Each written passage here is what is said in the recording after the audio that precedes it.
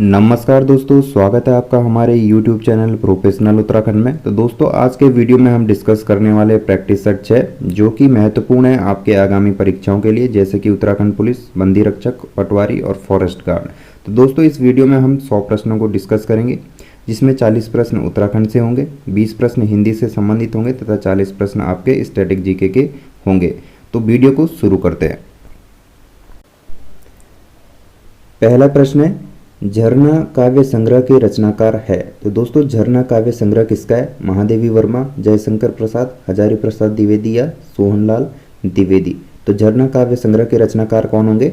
Answer हो जाएगा option B, Jaishankar Prasad जो है दोस्तों झरना काव्य संग्रह के रचनाकार है।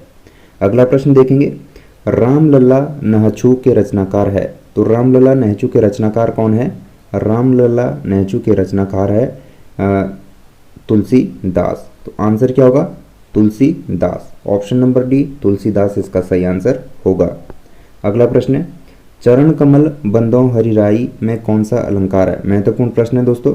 चरण कमल बंदों हरिराई में कौन सा अलंकार होगा? तो आंसर हो जाएगा ऑप्शन नंबर सी, अतिशयोक्ति अलंकार इसका सही आंसर होगा। दोस्तों यदि आपको इस प्रैक्टिस सेट का पीडीएफ चाहिए तो आप जो हमारे टेलीग्राम ग्रुप को ज्वाइन कर लीजिए। टेलीग्राम ग्रुप का लिंक मैं आपको वीडियो के डिस्क्रिप्शन में दे दूंगा।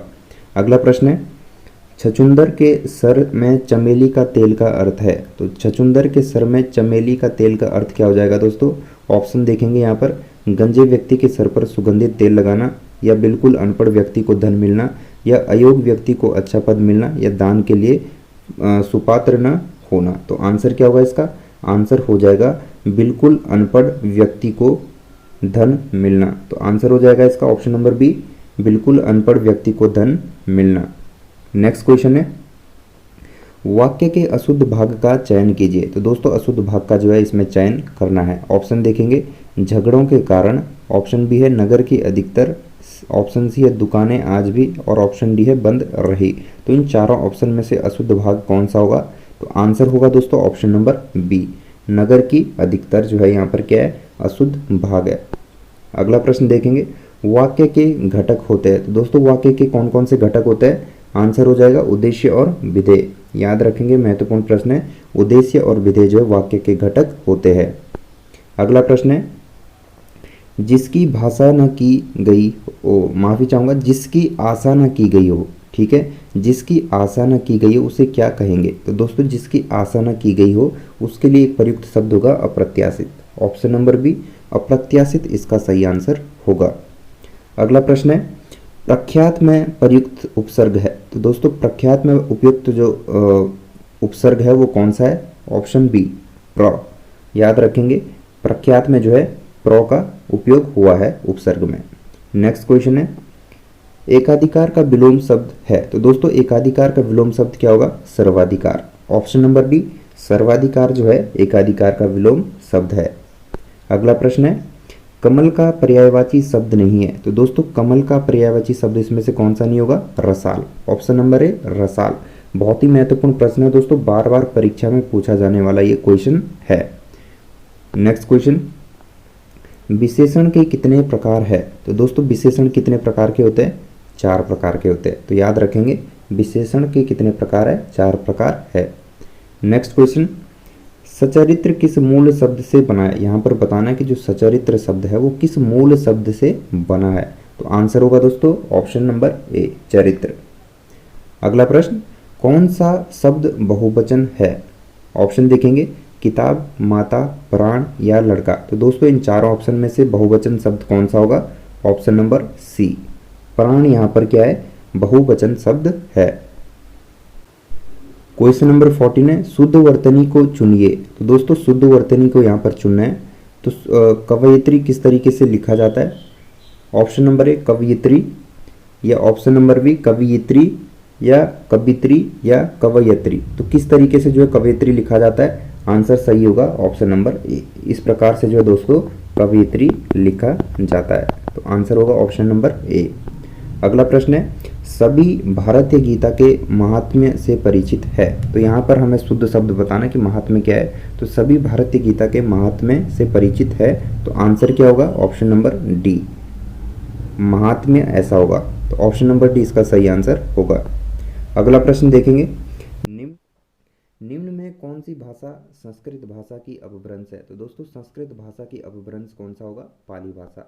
ऑप्शन नंबर ए पाली भाषा इसका सही आंसर होगा।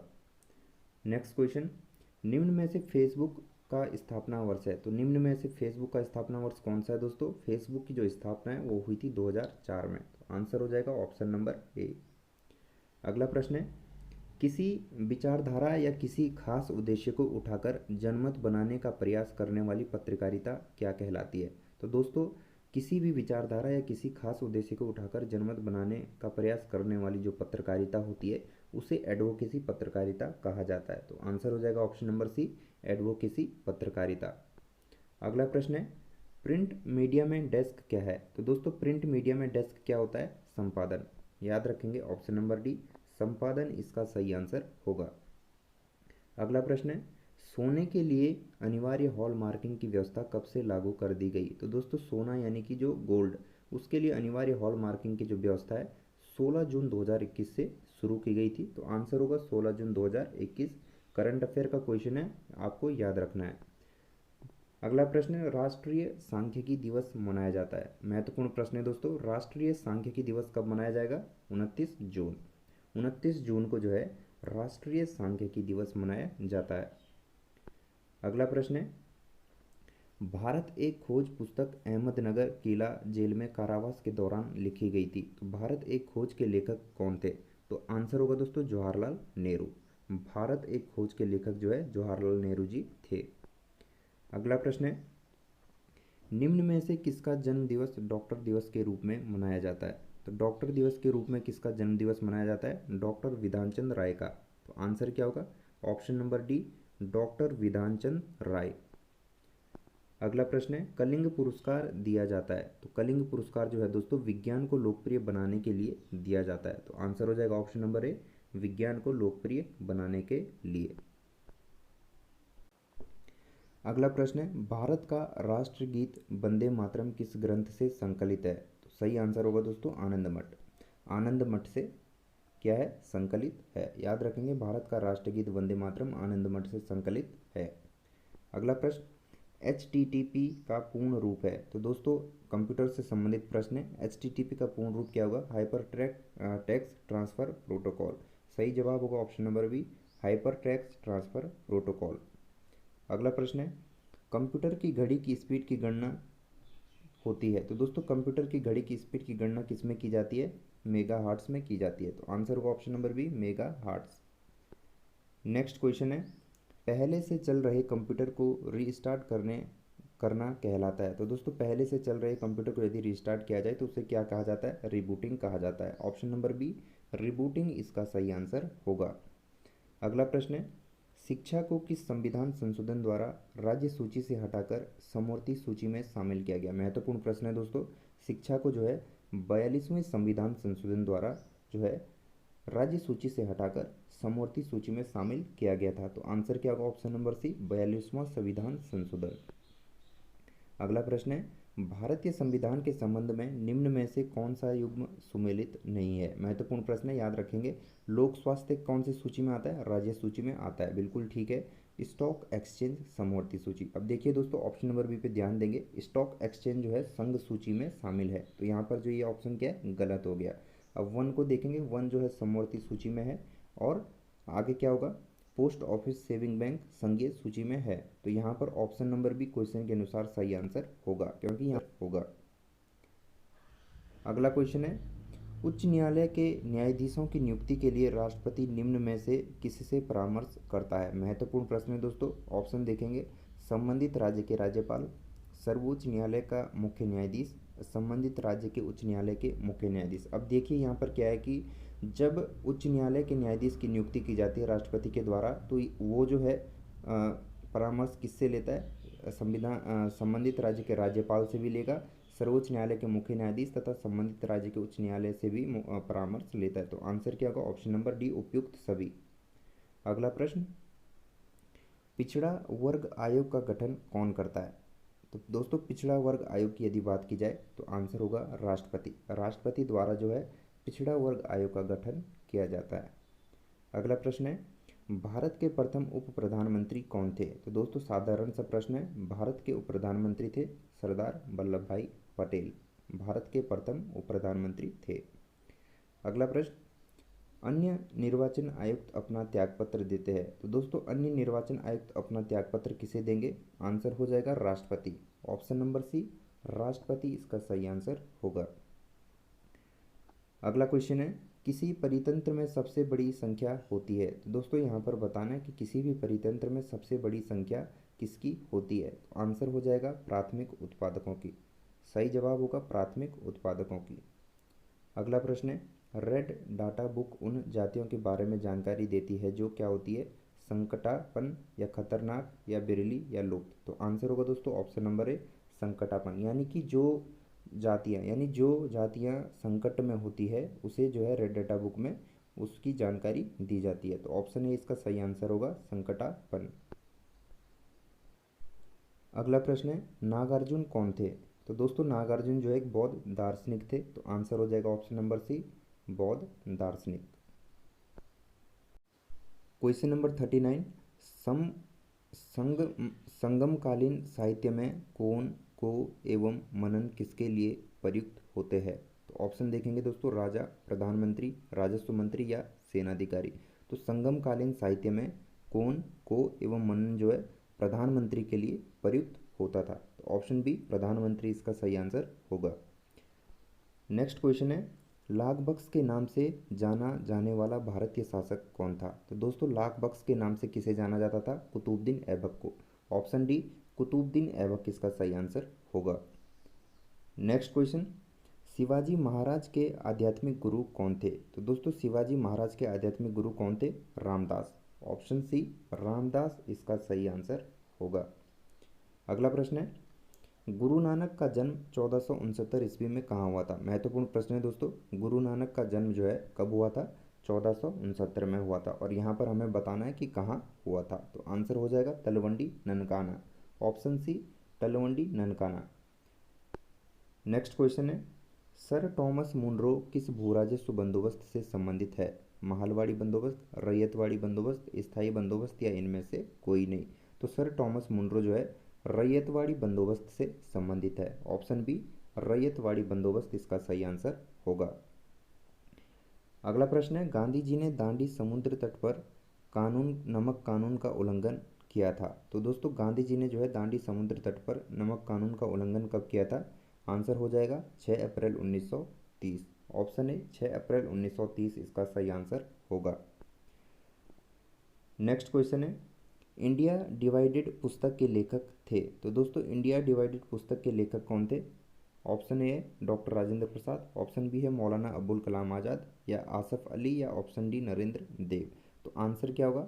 आंसर हो जाएगा doctor Rajendra Prasad. Option number A, doctor Rajendra Prasad इसका सही आंसर होगा। नेक्स्ट क्वेश्चन है, निम्न में से वह कौन सा स्थान था जो 1857 के विद्रोह से अछूता रहा? तो दोस्तों 1857 के विद्रोह से अछूता कौन सा स्थान रहा था? ऑप्शन देख लेंगे, मद्रास, पूर्वी पंजाब, मध्य प्रदेश या अवध। तो आंसर होगा दोस्तों इसका option A, Madras. Next question, केंद्र एवं राज्य के बीच वित्तीय विवादों के निपटारे हेतु मुख्य एजेंसी कौन सी होती है? अब देखिए दोस्तों, केंद्र एवं राज्य के बीच जब भी वित्तीय विवाद होते हैं तो उसके निपटारे के लिए मुख्य एजेंसी कौन सी होती है? तो आंसर हो जाएगा ऑप्शन डी, वित्त आयोग। ऑप्शन सी, वित्त आयोग। तो दोस्तों ऑप्शन नंबर सी इसका सही आंसर होगा, वित्त आयोग। अगला प्रश्न है, संघ सरकार के कर राजस्व में सबसे महत्वपूर्ण स्रोत है। तो दोस्तों संघ सरकार के कर राजस्व में जो सबसे महत्वपूर्ण स्रोत है वो है निगम कर। तो ऑप्शन बी, निगम कर याद रखेंगे। नेक्स्ट क्वेश्चन, प्रति व्यक्ति आय निकालने के लिए राष्ट्रीय आय को भाग दिया जाता है। तो दोस्तों जब प्रति व्यक्ति आय निकालनी होती है तो राष्ट्रीय आय को किससे भाग दिया जाता है? तो आंसर हो जाएगा ऑप्शन डी, देश की कुल जनसंख्या से। नेक्स्ट क्वेश्चन है, विश्व में अभ्रक व्यापार में भारत का योगदान कितना है? तो दोस्तों विश्व में जो है व्यापार अभ्रक व्यापार में भारत का योगदान 60% है। याद रखेंगे ऑप्शन है 60%। 51 भारत में श्वेत क्रांति के जनक माने जाते हैं। महत्वपूर्ण प्रश्न है दोस्तों, भारत में श्वेत क्रांति के जनक डॉक्टर वी कुरियन को माना जाता है। तो option B doctor V Kurien इसका सही आंसर होगा। अगला प्रश्न है, अलमाटी बांध किस नदी व राज्य में बनाया जा रहा है। तो दोस्तों अलमाटी बांध की यदि बात की जाए तो ये कर्नाटक राज्य में बनाया जा रहा है। और किस नदी पर बनाया जा रहा है, आंसर होगा कृष्णा नदी पर बनाया जा रहा है। तो ऑप्शन सी कृष्णा कर्नाटक। अगला प्रश्न है, यदि भारत में कर्क रेखा के स्थान पर विषुवत रेखा होती तो यहाँ की जलवायु पर क्या प्रभाव पड़ता है। अब देखिए दोस्तों आपको देखना है कि यदि भारत में कर्क रेखा के स्थान पर विषुवत रेखा होती तो क्या होता, ठीक है, यहाँ की जलवायु पर जो है क्या प्रभाव पड़ता। तो आंसर होगा अधिक ताप एवं अधिक वर्षा। क्या हो जाता, अधिक ताप होता और अधिक वर्षा होती। नेक्स्ट क्वेश्चन, विश्व विख्यात जोग या गरसोपा जलप्रपात किस राज्य में स्थित है। तो दोस्तों इंपॉर्टेंट क्वेश्चन है, आंसर हो जाएगा कर्नाटक। ऑप्शन बी कर्नाटक इसका सही आंसर होगा। नेक्स्ट क्वेश्चन, हीराकुंड परियोजना किस नदी के जल प्रवाह को नियंत्रित करती है। तो दोस्तों हीराकुंड जो परियोजना है वो महानदी नदी के जल प्रवाह को नियंत्रित करती है। तो आंसर क्या होगा, ऑप्शन ए महानदी। अगला प्रश्न, महात्मा गांधी राष्ट्रीय समुद्री उद्यान कहाँ स्थित है। तो महात्मा गांधी राष्ट्रीय समुद्री उद्यान पोर्ट ब्लेयर में स्थित है। तो ऑप्शन सी पोर्ट ब्लेयर इसका सही आंसर होगा। नेक्स्ट क्वेश्चन, वायुमंडल में ट्रोपोस्फेयर के ऊपर कौन सी परत पाई जाती है। तो दोस्तों वायुमंडल में जो है ट्रोपोस्फेयर के ऊपर कौन सी परत पाई जाती है, आंसर हो जाएगा ऑप्शन बी स्ट्रेटोस्फेयर। अगला प्रश्न है, स्वतंत्रता आंदोलन के दौरान सिलांगी गढ़वाल में राष्ट्रीय विद्यालय किसके द्वारा खोला गया था। तो दोस्तों महत्वपूर्ण प्रश्न है, आंसर क्या होगा इसका, आंसर हो जाएगा सदानंद कुकरेती। सदानंद कुकरेती द्वारा जो है स्वतंत्रता आंदोलन के दौरान सिलांगी गढ़वाल में राष्ट्रीय विद्यालय खोला गया था। अगला प्रश्न, भावर क्षेत्र का निर्माण हुआ। तो दोस्तों भावर क्षेत्र का निर्माण कब हुआ। तो भावर क्षेत्र का निर्माण हुआ प्लिस्टोसिन युग में। याद रखेंगे ऑप्शन नंबर ए प्लिस्टोसिन युग में। अगला प्रश्न है, उत्तराखंड में हॉर्टिकल्चर प्रयोग में प्रशिक्षण केंद्र की स्थापना कब हुई। तो दोस्तों उत्तराखंड में हॉर्टिकल्चर प्रयोग में जो है प्रशिक्षण केंद्र की स्थापना 10 जुलाई 1934 को हुई थी। ऑप्शन नंबर डी 10 जुलाई 1934। नेक्स्ट क्वेश्चन, आईने अकबरी में तराई के कितने महलों का जिक्र है। महत्वपूर्ण प्रश्न है, आईने अकबरी में तराई के कितने महलों का जिक्र है। तो आंसर क्या हो जाएगा दोस्तों, ऑप्शन बी 21 महलों का जिक्र है। नेक्स्ट क्वेश्चन, प्रताप शाह द्वारा पहला खैराती सफाखाना खोला गया था। तो दोस्तों यहाँ पर बताना कि प्रताप शाह द्वारा जो है पहला खैराती सफाखाना कब खोला गया था। तो आंसर होगा ऑप्शन ए 1876 में, 1876 याद रखेंगे। नेक्स्ट क्वेश्चन है, पुरुषार्थ मासिक पत्रिका छपती थी। तो दोस्तों यहाँ पर बताना कि पुरुषार्थ मासिक पत्रिका कहाँ से छपती थी। तो आंसर क्या हो जाएगा, Bijnor. Option C Bijnor. Next question है, ट्रेल द्वारा पहला पंचशाला का बंदोबस्त किया गया। तो ट्रेल द्वारा जो है पहला पंचशाला बंदोबस्त कब किया गया था, 1823 में। ऑप्शन ए 1823 इसका सही आंसर होगा। नेक्स्ट क्वेश्चन है, कत्यूरी राजवंश में भूमि के अभिलेखों को रखने वाला अधिकारी कहलाता था। तो दोस्तों कत्यूरी राजवंश में भूमि के अभिलेखों को रखने वाला अधिकारी क्या कहलाता था। तो आंसर हो जाएगा औपचारिक। ऑप्शन डी औपचारिक। नेक्स्ट क्वेश्चन है, भीमताल में किले का निर्माण किस राजा द्वारा कराया गया था। तो भीमताल में जो है किले का निर्माण किसने कराया। तो आंसर होगा त्रिलोकचंद ने। ऑप्शन सी त्रिलोकचंद इसका सही आंसर होगा। नेक्स्ट क्वेश्चन, निम्नलिखित में से किस कत्यूरी राजा ने बैजनाथ के तीर्थ स्थान का निर्माण कराया। तो दोस्तों बैजनाथ के तीर्थ स्थान का जो निर्माण है वो कराया था पद्म देव ने। आंसर हो जाएगा, माफ़ी चाहूँगा, भूदेव द्वारा जो है दोस्तों बैजनाथ के तीर्थ स्थान का निर्माण किया गया था। तो आंसर हो जाएगा ऑप्शन नंबर ए भूदेव। अगला प्रश्न है, कुमाऊं परिषद का दूसरा सत्र कब आयोजित किया गया था। तो दोस्तों कुमाऊं परिषद का जो दूसरा सत्र है वो हल्द्वानी में आयोजित किया गया था। याद रखेंगे हल्द्वानी में आयोजित किया गया था।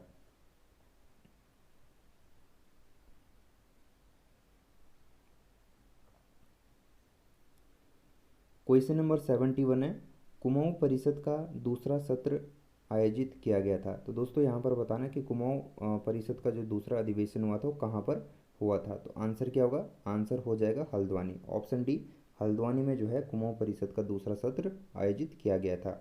अगला प्रश्न देखेंगे, वानासुर किले का नाम एक किसके नाम पर रखा गया था दोस्तों? तो वानासुर किले का जो नाम है वो एक राक्षस के नाम पर रखा गया था। तो आंसर हो जाएगा ऑप्शन बी, राक्षस। नेक्स्ट क्वेश्चन, महिम वर्मा का संबंध किससे है? तो दोस्तों महिम वर्मा का संबंध किससे है? तो आंसर होगा क्रिकेट से, याद रखेंगे option C, cricket. Next question, Uttarakhand सरकार द्वारा अपना पंचायती राज अधिनियम किस वर्ष पारित किया गया? तो दोस्तों उत्तराखंड सरकार द्वारा जो है अपना पंचायती राज अधिनियम वर्ष 2016 में पारित किया गया था। तो ऑप्शन डी 2016 इसका सही आंसर होगा। नेक्स्ट क्वेश्चन देखेंगे, नायक समाचार में सुधार हेतु किस वर्ष नायक बालिका रक्षा कानून पारित किया गया? तो दोस्तों नायक बालिका रक्षा कानून जो है 1929 में पारित किया गया था। तो ऑप्शन डी 1929 इसका सही आंसर होगा। क्वेश्चन 76 है, 1917 ईस्वी में कुमाऊं परिषद के पहले अल्मोड़ा अधिवेशन की अध्यक्षता किसने की? तो दोस्तों पहले अल्मोड़ा अधिवेशन की जो अध्यक्षता वो किसके द्वारा की गई थी? जयदत्त जोशी के द्वारा की गई थी। तो आंसर हो जाएगा ऑप्शन सी, जयदत्त जोशी। अगला प्रश्न है, आसन बैराज बिहार का संबंध है? तो दोस्तों आसन बैराज बिहार का संबंध किससे है? चिड़ियों से है। तो ऑप्शन डी, चिड़िया इसका सही आंसर होगा।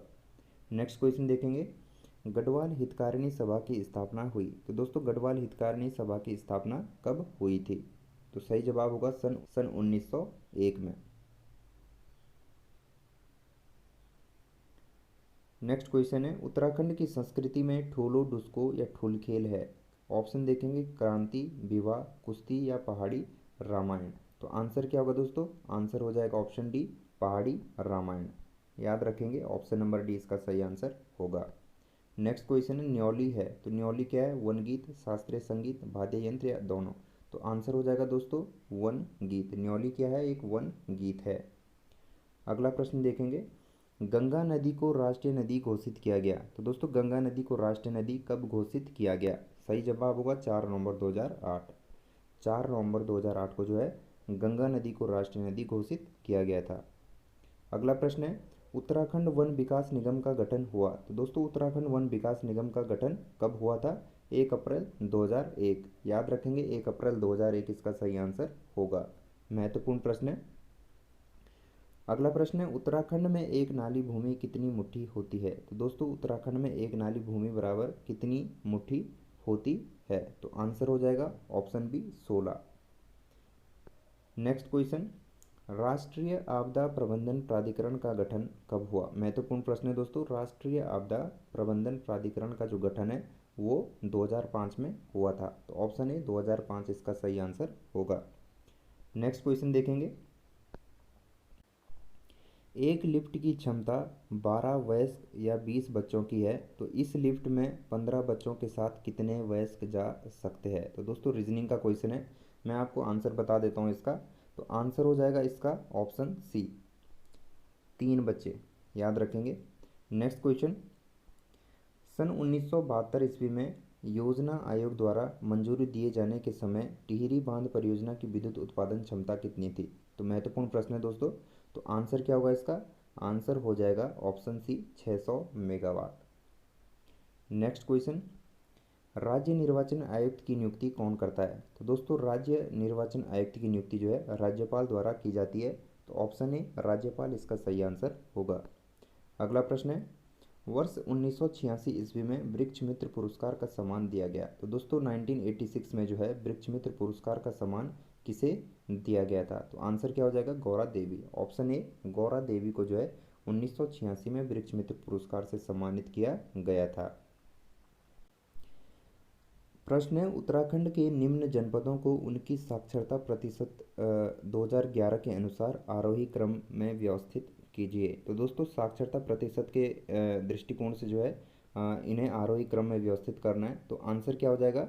आंसर होगा इसका ऑप्शन बी, हरिद्वार, उत्तरकाशी, टिहरी तथा बागेश्वर। यानी कि सबसे कम कहाँ पर है? हरिद्वार में है साक्षरता, उसके बाद उत्तरकाशी, फिर टिहरी और फिर बागेश्वर। ऑप्शन बी इसका सही आंसर होगा।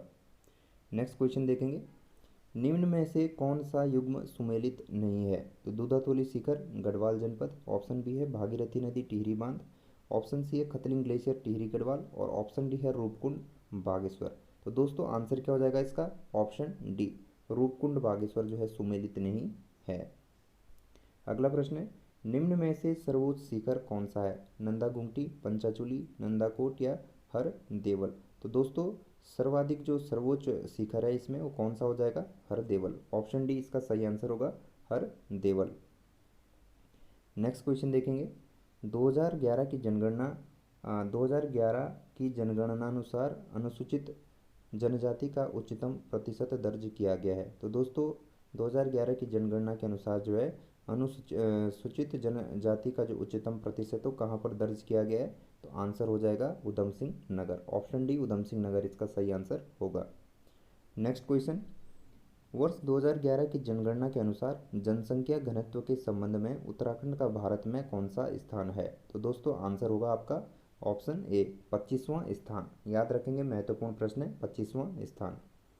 नेक्स्ट क्वेश्चन, निम्नलिखित में से कौन सा एक सही सुमेलित नहीं है? तो दोस्तों यहाँ पर देखना है, जल विद्युत परियोजना दे रखी है और उसके आगे जनपद है।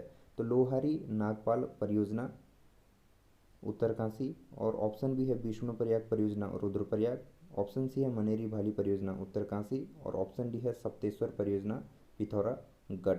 अब देखिए यहाँ पर हमें देखना है कि सुमेलित कौन सा नहीं है। तो आंसर क्या हो जाएगा? ऑप्शन बी विष्णुप्रयाग परियोजना रुद्रप्रयाग में नहीं है। तो आंसर हो जाएगा option number B. Next question, Garhwal का बारदोली किसे कहा जाता है? तो देखिए गढ़वाल का बारदोली नाम से प्रसिद्ध स्थल कौन सा है? तो आंसर हो जाएगा गुजड़ू क्षेत्र। याद रखेंगे, गुजड़ू क्षेत्र को जो है गढ़वाल का बारदोली कहा जाता है। अगला प्रश्न है, भोटिया जनजाति के लोकगीत है तुबेरा, बाजू, तिमली या उपयुक्त सभी? तो दोस्तों आंसर क्या होगा? आंसर हो जाएगा उपयुक्त सभी। ऑप्शन डी उपयुक्त सभी। क्वेश्चन नंबर 97, निम्न में से किसे पद्मश्री सम्मान प्राप्त नहीं हुआ? ऑप्शन देखेंगे, पुष्पेश पंत, शेखर पाठक, अनिल प्रकाश जोशी और केपी नौटियाल। तो आंसर क्या होगा दोस्तों? ऑप्शन डी केपी नौटियाल को जो है अभी तक पद्मश्री सम्मान नहीं मिला है। आंसर हो जाएगा ऑप्शन डी केपी नौटियाल।